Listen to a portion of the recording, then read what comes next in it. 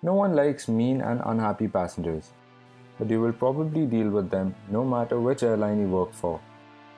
Your interviewer is asking you this question to really get a feel on how you handle frustration and to see how much you value the passengers. You must be aware about the ways to deal with an unsatisfied passenger.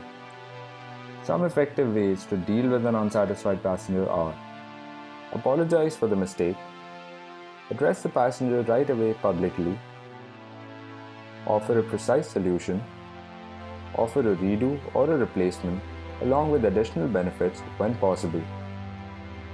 A simple apology and some effort to make up for a mistake or misunderstanding could go a very long way and could even develop some goodwill between passengers and the airline.